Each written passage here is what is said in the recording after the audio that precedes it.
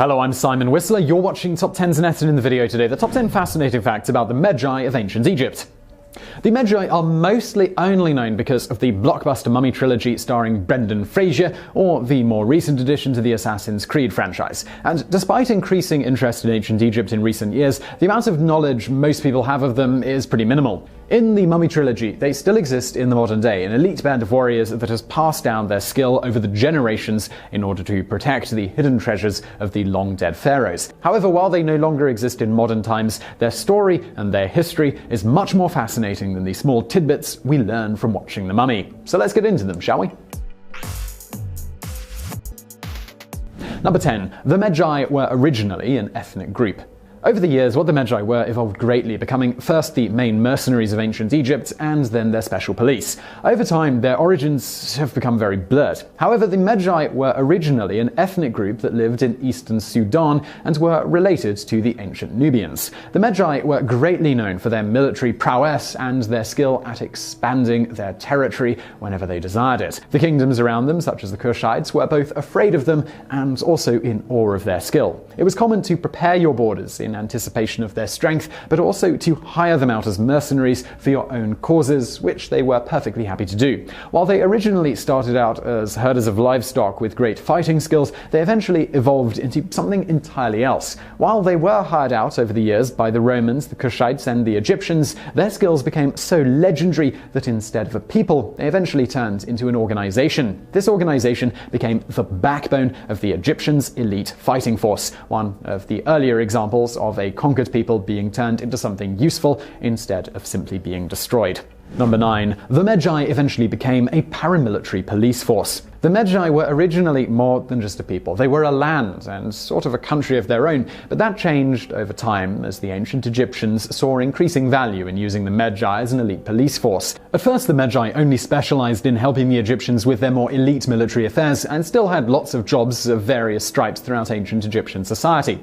However, as time progressed and their fighting and enforcing skills became more respected, their role became more specialized. Over time, their role evolved so much to complement their fighting abilities that they were all shoehorned into serving as Egypt's special police force. Because of this evolution, the lines between who was an ethnic Medjay and who was a Medjay because they were in the police became increasingly blurred and almost impossible to distinguish anymore. While those who do know of the Medjay think of them as special guards for the pharaoh, they were also very important for day-to-day police work around the kingdom. Some historians believe that many ethnic Egyptians joined the Medjay over the years in the hopes of achieving some of the same status and respect as warriors and police forces that the Medjay themselves enjoyed.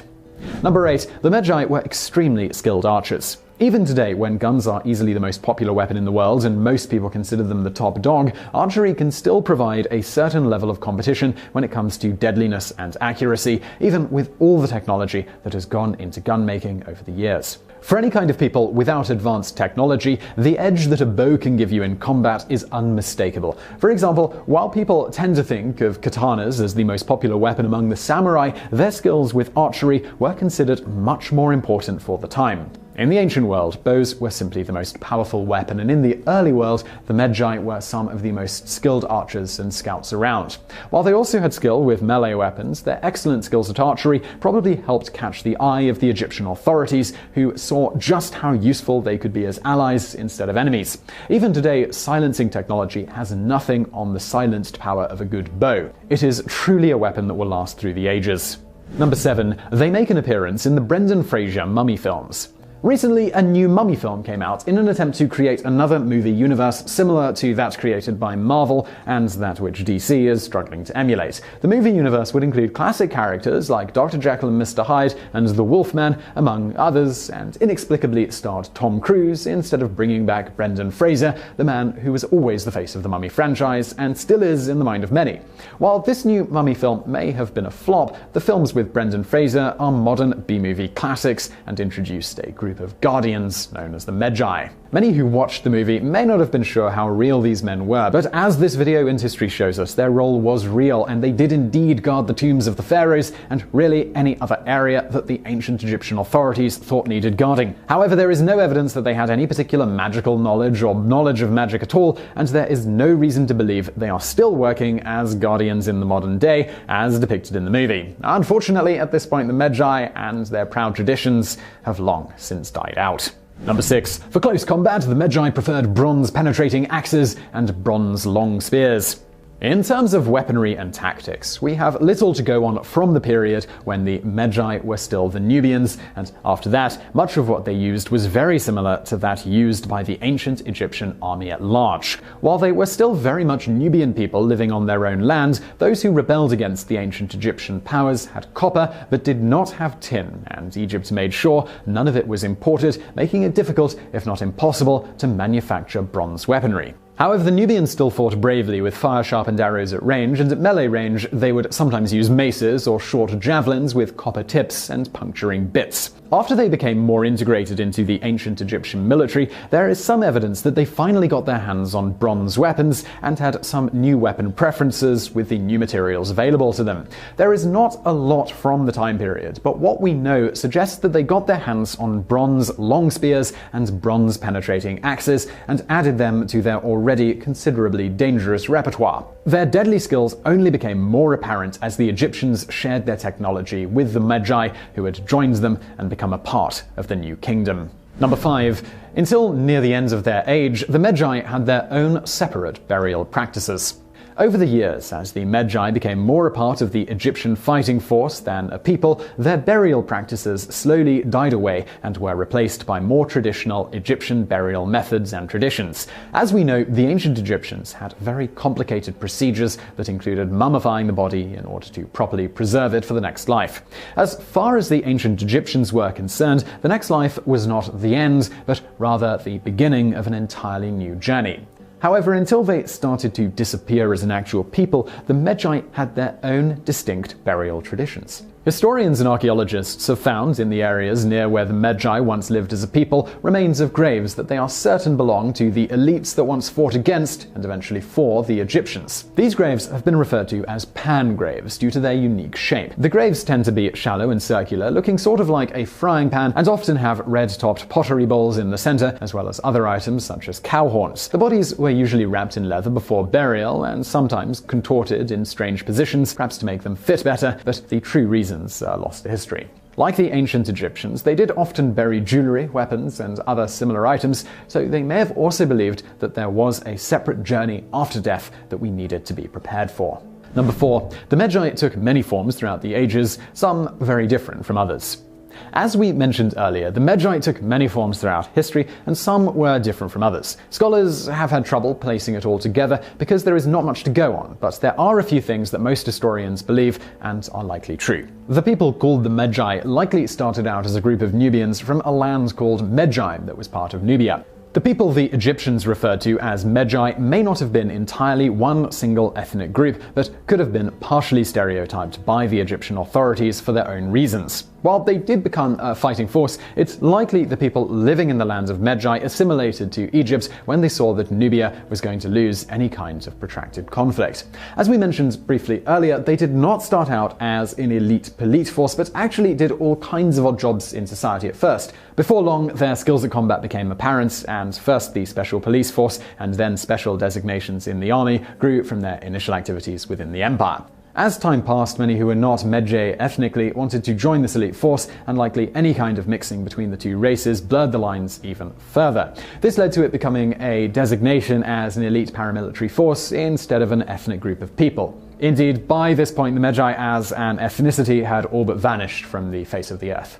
Number 3. The Medjay used trained dogs and monkeys to assist them in their police work. Today, police forces around the world have all kinds of advanced technology, but for some officers, having a trained dog around them to help them is something that no technology will ever be able to replace. And while some theorists like to suggest that the ancient Egyptians had advanced technology, even if they did, they agreed with the police forces of today that there was nothing like having a properly trained animal by your side. In the ancient Egyptian police forces, which were comprised mostly of Medjay, or those who became Medjay by name for joining, the use of trained animals was not at all uncommon, likely just as common, or more so, as trained police dogs today. The Medjay in their role as police would carry staves as their main weapon, something that would be useful to keep range from disgruntled people while being non-lethal, at least in most situations. And while they often had trained dogs, they also, although much more uncommonly, had trained monkeys in order to assist them in their work. While there is some debate about where they initially hailed from, trained monkeys for civilians as well are something that we know existed within ancient Egyptian culture. While some people may not think of monkeys as a particularly great companion for protection when you may need help, they can be quite vicious and dangerous when they feel threatened. Number 2. The Medjay acted as the pharaoh's elite bodyguard. While the Medjay's main role was to police the kingdom and even go out and protect outlying treasures or tombs, they also had even more specialized roles that only the most elite could undertake. The Medjay's most skilled and loyal warriors were assigned to be members of the pharaoh's personal bodyguard, a position of great trust and respect. However, even while the Medjay were given the most important positions in terms of what they guarded, there is evidence that until they were fully integrated and assimilated, the ancient Egyptian authorities never fully trusted the Medjay with any real power. Before the Medjay were fully assimilated, the position of chief for various parts of the kingdom, as well as the deputies appointed, were usually of fully Egyptian ethnic origin. This shows that while the ancient Egyptians believed highly in the fighting skills of their once foes, they always feared the potential of the Medjay somehow rising up against them. Number 1. Assassin's Creed uses the Medjay in one of their countless plotlines.